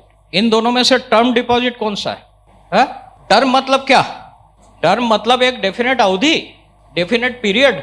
ये दोनों अकाउंट, चाहे रिकरिंग डिपॉजिट हो, चाहे फिक्स डिपॉजिट हो, चाहे शॉर्ट डिपॉजिट हो, चाहे डबल बेनिफिट डिपॉजिट हो, या कई बैंकों में दूसरे कोई नॉमेनक्लेचर हो जो किसी स्पेसिफिक टर्म से रिलेटेड है, this is term deposit. Fix tenure, okay, interest rate ज़्यादा मिलता है क्योंकि ज़्यादातर अब बैंक से बार बार लेना देना नहीं कर रहे हैं, ज़्यादा समय के लिए बैंक को दे दिया। कंप्लीट टेन्योर हो, उसके पहले पैसा आप निकाल नहीं सकते, आप निकालोगे तो निकाल सकते हो, आपका पैसा है, आप कभी भी निकाल सकते हो, आप जमा कराने के 2 घंटे बाद भी निकाल सकते हो, आपको ब्याज नहीं मिलेगा, कम मिलेगा, पेनल्टी भी लग सकती है, जैसा टेन्योर है। चलिए नेक्स्ट। अब आप देखिए, आपको लग रहा होगा कि कितने तरह के डिपॉजिट है, नंबर 3 पे आए, 3 तो बताया मैंने आपको, नंबर 3 पे तक बताया आपको डबल बेनिफिट डिपॉजिट। 4 पे मंथली इंटरेस्ट भी मिलता है कुछ स्कीम्स में, क्वार्टरली इंटरेस्ट भी मिलता है।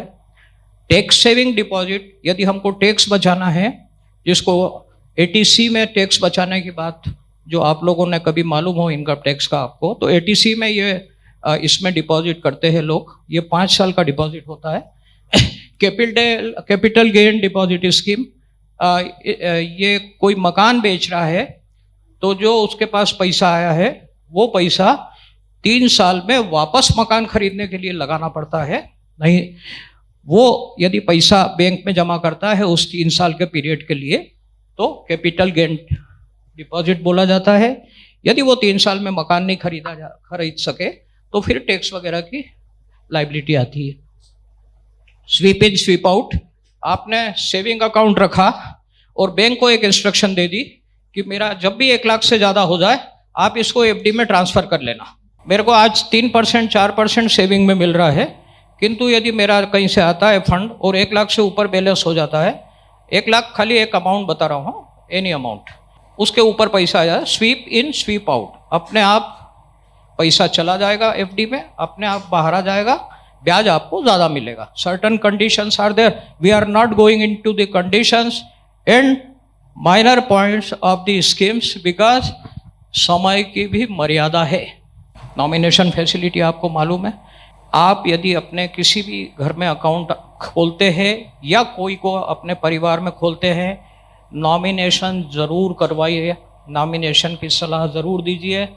सिंगल अकाउंट कभी नहीं खोले, हमेशा जॉइंट अकाउंट खोलिए। ये 2 थंब रूल है। आप लोग काफ़ी अभी बिगिनिंग लेवल पे हो, आप सिर्फ एक छोटे सेविंग अकाउंट खोले होंगे, बाकी परिवार में इस तरह की कोई बात होती है, अकाउंट हमेशा जॉइंट होना चाहिए। There should be definitely a nomination in the account. ये थोड़ा एक थंब रूल है जो हमेशा याद रखें, कभी परिवार के काम आता है तो ज़रूर बताएं। लॉकर, सेफ डिपॉजिट लॉकर होते हैं बैंक में, there are certain norms and rules. Credit facility मतलब, क्रेडिट मतलब क्या, लोन है ना। तो लोन में ये स्लाइड में आपको डिटेल में हम नहीं जाएंगे, मैं 5 मिनट आपसे दूसरी बात करूंगा लोन के बारे में, उसमें पूरा एसेंस निकल के आएगा। हमारे पास कोई व्यक्ति लोन लेने आया बैंक में, है ना, यदि आप ब्रांच में बैठे हैं और लोन अधिकारी हैं, लोन देने वाले अधिकारी हैं, और उसने कहा कि साहब मेरे को लोन चाहिए। आपने किसी ने एजुकेशन लोन लिया बैंक, और दूसरा नहीं तो एजुकेशन लोन शायद किसी ने लिया हो, नहीं लिया। अब सिर्फ कॉमन सेंस की बात चलेगी, बैंकिंग की, लोन की किसी प्रकार की डिटेल की बात नहीं चलेगी। आप समझने की कोशिश कीजिए and we will get ultimately क्या है खेल। कोई मेरे पास लोन लेने आया तो मेरा पहला प्रश्न क्या होगा, क्या करना चाहते हो, ठीक है। तो उसने जवाब दिया कि साहब आप काय के लिए दे सकते हैं। मैंने पूछा आप क्या करना चाहते हो, उसने कहा आप क्या काय के लिए दे सकते हैं। ये एक प्रश्न का एक जवाब हुआ। मैंने पूछा कि आपको लोन कितना चाहिए, तो उसने जवाब दिया कि साहब आप कितना दे सकते हो, है ना। ये फैक्ट है। हमने बहुत साल लोन डिपार्टमेंट में काम किया है, सैंक्शन भी किए हैं, एज ए मैनेजर भी डील किया है, एज ए ऑफिसर भी डील किया है। ये होता है। मैं एज ए बैंकर लोन देने के लिए क्या चीज़ें देखता हूँ, एक व्यक्ति आया, उसमें मैं 3 या 4 चीज़ें देखता हूँ अपना डिसीजन लेने के लिए। एक तो ये कि ये व्यक्ति जिस चीज़ के लिए लोन ले रहा है वो ये काम कर सकता है या नहीं कर सकता, या कर सकेगा या नहीं कर सकेगा। अब इसमें ये हो सकता है कि उसने कहा कि साहब मैं तो बिल्कुल नया हूँ, फ्रेश हूँ, अभी कॉलेज से निकला ही हूँ और मेरे को एक स्टार्टअप डालना है नया, तो एक्सपीरियंस कहाँ से आएगा। ये अब क्या डिसीजन लेना है आपको कि एक्सपीरियंस नहीं भी आएगा तो यदि उसने किया कि मेरे को एक्स चीज़ के लिए स्टार्टअप डालना है, तो ये एक्स उसके दिमाग में आई कैसे। वाई भी आ सकती थी, जेड भी आ सकती थी।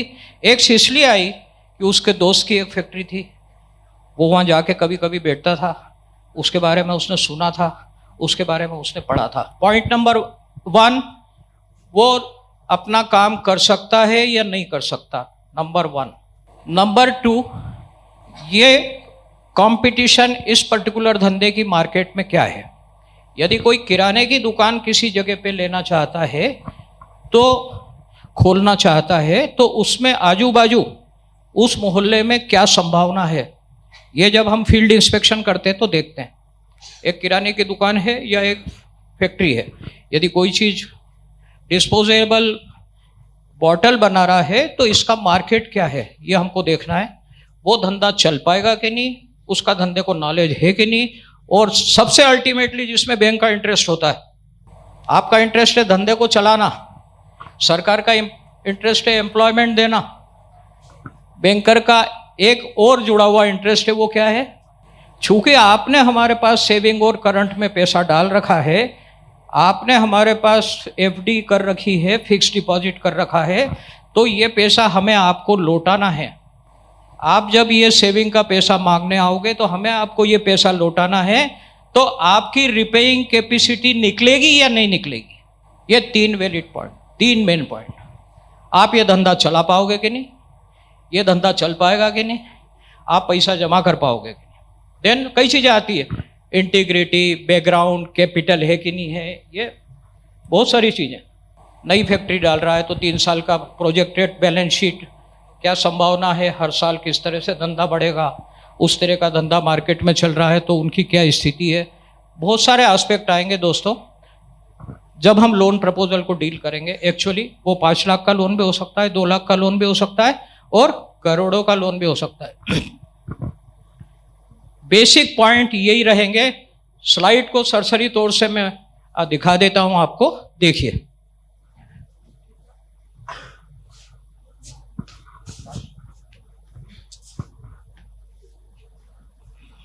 यस, तो जो पारेख साहब ने बतलाया कि जब हम लोन देते हैं तो ये सारी चीज़ें देखते हैं, तो उसी बेसिस के ऊपर यहाँ हम उसको क्लासिफाई करते हैं कि हम कितना लोन दे रहे हैं, उसकी रिपेमेंट कैपेसिटी कितनी है, और in case if he is not able to repay the funds, how we can recover the amount.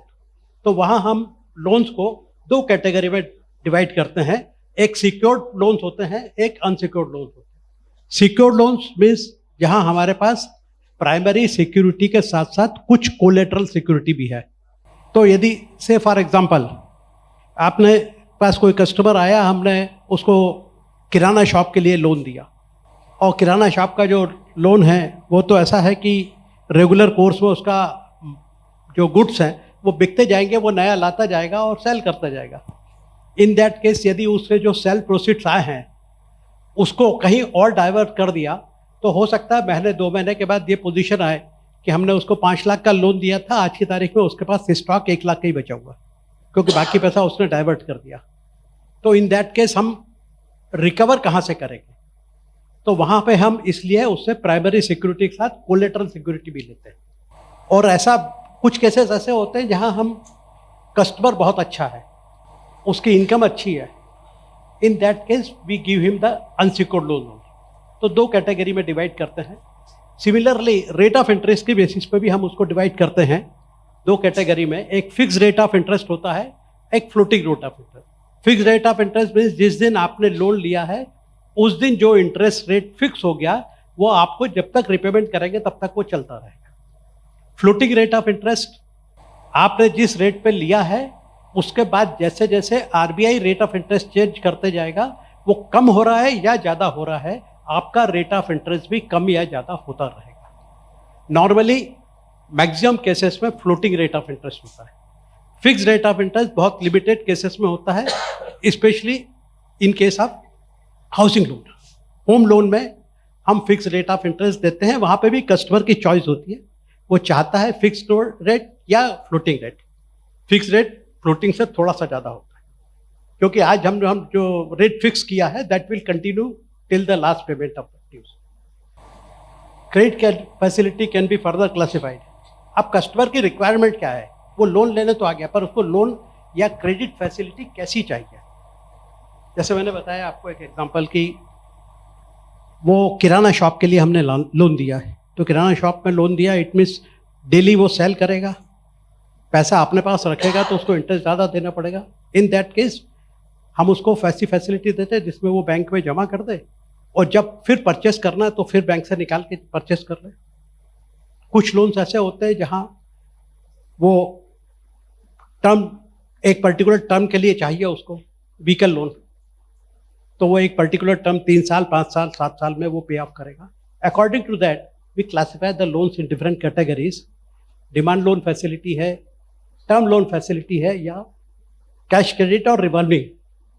जो हमने बात करी किराना शॉप के लिए, या वो हम किसी भी शॉप के लिए थे, किराना शॉप है, मेडिकल शॉप है, कोई भी ऐसी शॉप जिसमें गुड्स का रेगुलर आना जाना चलता रहता, वहाँ हम उसको रिवॉल्विंग फैसिलिटी देते हैं, that is cash credit. Demand loan मतलब वो बैंक अपनी डिमांड पे कभी भी पूरा लोन डिमांड कर सकती है पे ऑफ करने के लिए। नॉर्मली इसका पीरियड 3 साल होता है, 3 साल से ज़्यादा नहीं होता। और टर्म लोन जहाँ 3 साल से ऊपर के टर्म के लिए हमने लोन दिया, व्हीकल लोन के लिए दिया, जैसे मैंने आपको बताया, एग्रीकल्चरिस्ट को ट्रैक्टर के लिए दिया हुआ है, या कोई इंडस्ट्री सेट करने में उसकी मशीनरी के लिए दिया हुआ है, they all are the term loan.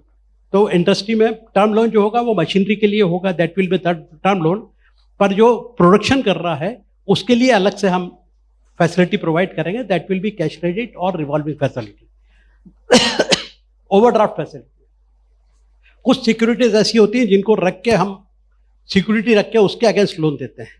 से फॉर एग्जाम्पल टर्म डिपॉजिट है या fix deposit, sorry LIC policy है, तो उस केस में हम उसको ओवरड्राफ्ट फैसिलिटी देते हैं कि उसके पास कुछ नहीं है पर हमने उसको ओवरड्रॉ अलाउ किया हुआ है। बिल्स परचेज या बिल डिस्काउंटेड फैसिलिटी बहुत ज़्यादा ये आपके लिए यूज़फुल नहीं है, पर सिर्फ मैं बता देता हूँ एक नॉमेनक्लेचर के हिसाब से कि जब कोई कस्टमर इंडस्ट्रियलिस्ट मैन्युफैक्चर करता है तो मैन्युफैक्चर करने के बाद अपने प्रोडक्ट को सब जो बायर है उसको सेल करता है। बायर को सेल करेगा जब तक उसके पास से पैसा नहीं आएगा, till that he will be out of funds.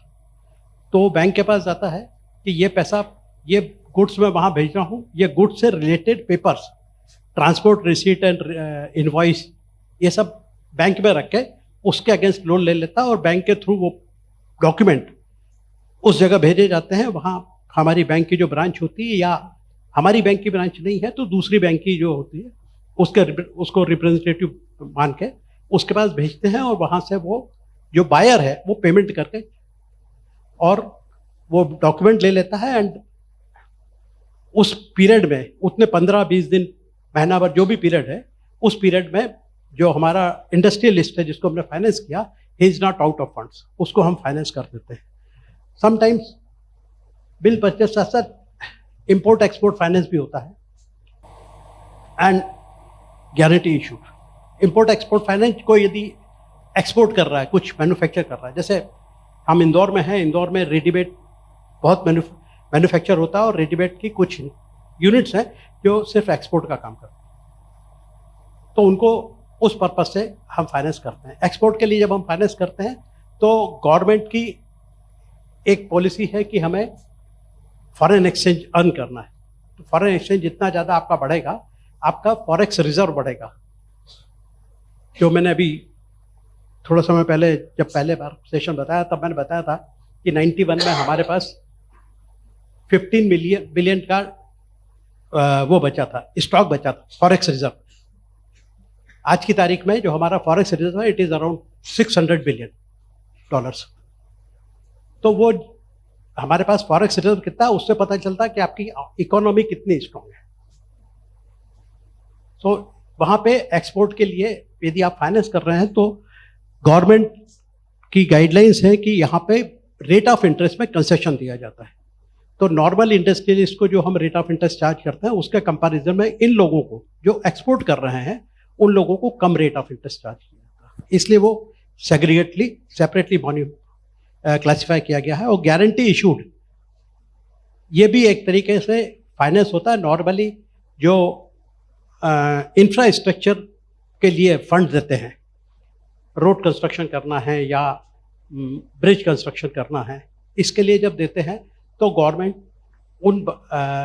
ये तो सारा कुछ इंफ्रास्ट्रक्चर गवर्नमेंट वो कर रही है, डेवलप कर रही है, पर गवर्नमेंट कॉन्ट्रैक्ट देती है किसी को, तो गवर्नमेंट के पास भी ये होता है कि उसके पास सिक्योरिटी क्या रखे, इन दैट केस गवर्नमेंट बोलती कि आप बैंक की गारंटी ला के, आपको 10 करोड़ का प्रोजेक्ट आपको हमने हैंड ओवर किया है, तो उसमें 1 करोड़ की आप 10% आप हमको बैंक गारंटी दे दो, और जैसे काम होता जाएगा हम आपको फंड रिलीज करते रहेंगे। So that is the way कि हम गारंटी इशू के लिए भी फाइनेंस करते हैं। अब यदि हम देखें अदरवाइज किन किन तरीकों से नॉर्मल लोगों को लोन दिया जाता है, तो रिटेल लोन्स या retail credit facility. Retail means आम आदमी की जो ज़रूरत होती है उसके लिए है। आम आदमी की ज़रूरत कौन सी होती है? वो उसका पर्सनल रिक्वायरमेंट हो सकता है, उसको होम की लोन की ज़रूरत पड़ सकती है, व्हीकल के लिए ज़रूरत पड़ सकती है। All these are the part of the retail loans. Home loan, personal और consumer loan, vehicle loan, education loan. Home loan आज की तारीख में ऑलमोस्ट सारे यंगस्टर्स को जरूरत पड़ती है। यंगस्टर को इसलिए बोल रहा हूँ क्योंकि वो उनकी रिक्वायरमेंट होती है कि हमारी एज जब तक 25-30 साल हो उस समय हमारे पास हमारा खुद का व्हीकल हो, हमारे पास हमारा खुद का मकान हो, बाद में हम इसको इंस्टॉलमेंट में पे करते रहेंगे। आज से 25-30 साल पहले बैंक फाइनेंस नहीं करती थी, इसलिए लोगों का रिक्वायरमेंट भी नहीं था, क्योंकि जब बैंक फाइनेंस ही नहीं करेगी तो कैसे होगा? न तो बैंक फाइनेंस पर्सनल लोन देती थी, ना व्हीकल लोन देती थी, ना एजुकेशन लोन देती थी। ये सब रिटेल लोन 93, 94, 95 के बाद में शुरू हुआ। पर आज की तारीख में ये सब बहुत इंपॉर्टेंट है। एजुकेशन, आप यदि बीकॉम करने के बाद कल आपको एमबीए करना है या कहीं बाहर से कोई प्रोफेशनल स्टडी करना है, इन दैट केस वो स्टडी के लिए आपका रिक्वायरमेंट हो सकता है कि आपका लोन का रिक्वायरमेंट, क्योंकि आजकल एजुकेशन डे बाय डे महंगा हो गया, और यदि आप स्पेशली बड़े इंस्टीट्यूट में जाते हैं तो वहाँ आपको फंड्स ज़्यादा लगेंगे। So for that education loan दिया जाता है। एजुकेशन लोन के बारे में एक बात आपको बता देता हूँ कि डेफिनेटली कुछ लोगों को ज़रूरत लग सकती है। अभी तो चूँकि हम डिटेल में नहीं बता सकते, अब अपने पास टाइम नहीं है तो बात नहीं कर पाएंगे। हमारे फ़ोन नंबर मैडम के पास हैं। आपको कभी भी एजुकेशन लोन की रिक्वायरमेंट हो, दूसरे लोन की बात नहीं कर रहा मैं, खाली एजुकेशन लोन। एजुकेशन लोन की कभी भी रिक्वायरमेंट हो, किसी भी प्रकार की सलाह चाहिए, किसी भी प्रकार की मदद चाहिए, कभी भी आप हमारे पास दोनों के पास निश्चित संपर्क कर सकते हैं। ठीक है?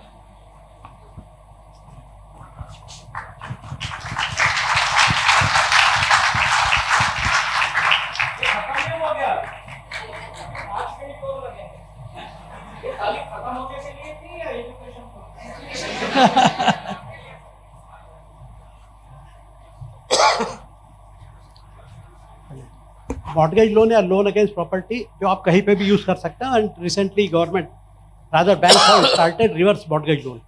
Reverse mortgage loan specially it has been started for the senior citizen. Retirement के बाद उनके पास अपना मकान तो है, पर सपोर्ट करने के लिए या तो पेंशन नहीं है या बच्चे सपोर्ट नहीं कर रहे हैं। In that case bank has started this.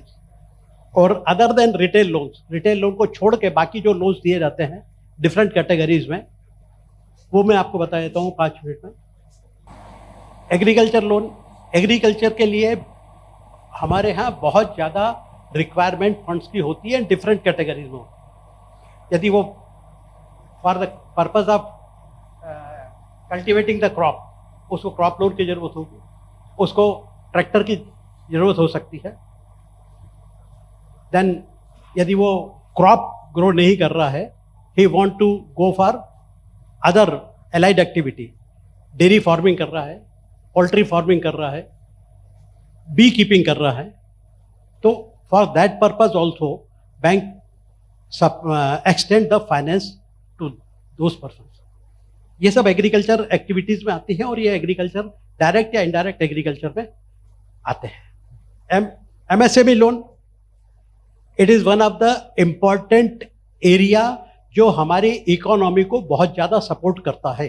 Agriculture loan और एमएसएमई लोन, रफली ये दोनों मिलके हमारी इंडस्ट्री को मोर देन 50%, हमारी इकोनॉमी को मोर देन 50% सपोर्ट करते हैं। MSME, micro small and medium enterprise. Micro enterprise जो स्मॉल बिजनेस कर रहा है या स्मॉल इंडस्ट्री लगा के बैठा है। स्मॉल से मतलब है कि cottage industry you can say, छोटा छोटा काम कर रहा है, जहाँ उसको बहुत ज़्यादा रिक्वायरमेंट फंड्स की नहीं आए, पर वो that is a sort of industry. जैसे कोई भी गांव में एक बांस की टोकनी बना रहा है या फ्लावर बुके आज की तारीख में बहुत कॉमन है, इस तरीके की चीज़ें हैं, ये सब माइक्रो इंडस्ट्री में आती हैं। स्मॉल इंडस्ट्री जो कुछ मैन्युफैक्चर कर रहा है, यदि हम इंडस्ट्री के पॉइंट ऑफ व्यू से देखें तो हमारे यहाँ, जैसे मैं बोल रहा था कि रेडीमेड इंडस्ट्री बहुत है और फार्मास्यूटिकल इंडस्ट्री बहुत है इंदौर में, मैन्युफैक्चरिंग, वो medium enterprise. Then business loan, किसी भी तरीके के बिजनेस के लिए जो भी लोन्स दिए जाते हैं वो सब बिजनेस लोन्स आते हैं। फैसिलिटी अलग अलग हो सकती है as per the requirement of the customer. Gold loan, gold के अगेंस्ट लोन भी दिया जाता है, और गोल्ड के अगेंस्ट लोन इसलिए भी दिया जाता है कि उसका रिक्वायरमेंट फुलफिल हो जाता है, कस्टमर का रिक्वायरमेंट फुलफिल हो जाता है। और हमारे यहाँ नॉर्मली हमारी संस्कृति में गोल्ड यदि लिया हुआ है तो unless and until do and die की पोजीशन नहीं आएगी, कोई सोना बेचने घर से नहीं जाता है। उसके अगेंस्ट लोन ले लेंगे पर वो सोना बेचने नहीं जाएंगे, पर पोजीशन यदि डू एंड डाई वाली पोजीशन है तभी वो जाएंगे। तो गोल्ड के अगेंस्ट लोन दिया जाता है। लोन अगेंस्ट पेपर सिक्योरिटी, जो मैंने पीछे बताया था आपको, फिक्स डिपॉजिट है, LIC पॉलिसी है, ऐसी कोई भी वो है तो उसके अगेंस्ट जो लोन दिया जाता है। कॉर्पोरेट या कमर्शियल लोन, जितने बड़े बड़े इंडस्ट्रीज हैं उनको जो लोन दिया जाता है, अलग अलग फैसिलिटी दी जाती है। जैसे अभी 4 साल पहले जब कोविड आया था, 3 साल पहले, तो वैक्सीन मैन्युफैक्चर के लिए सीरम को जरूरत पड़ी एंड दे नेचुरली उसके लिए उनको रिसर्च करना, और रिसर्च करने के बाद मैन्युफैक्चर करना, मैन्युफैक्चर करने के बाद इतना स्टॉक एक साथ तो नहीं सेल कर पाएंगे, तो उसके लिए उनको फंड्स की जरूरत हो। तो ऐसे जो बड़े बड़े इंडस्ट्रियलिस्ट को फाइनेंस करते हैं, they all the corporate and commercial. That's all about the banking.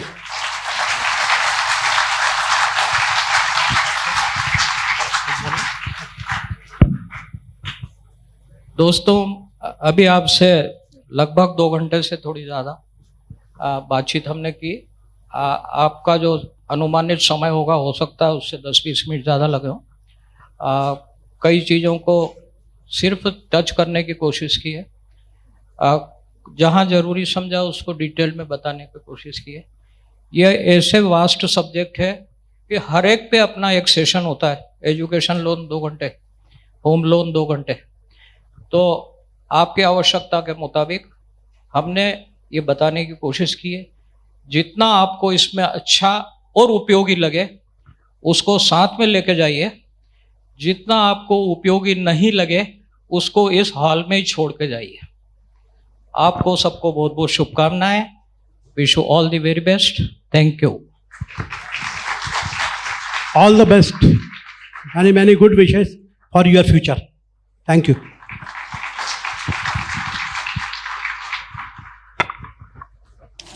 As a quick recap, concluding our seminar, today we learned history of bank, structure of bank, and various bank rates like repo rate, reverse repo rate, CRRR, SLR, and furthermore, we learn various deposit accounts, and at the end, various bank assets and credit facilities. Now, I would like to invite Dr. Rekha Lakotia ma'am to present memento to our guest speaker, Dr. Jinendra Parak sir, and I invite Dr. Kailash Patel sir to present memento to our another guest, Mr. Harshvardhan Dikshit sir.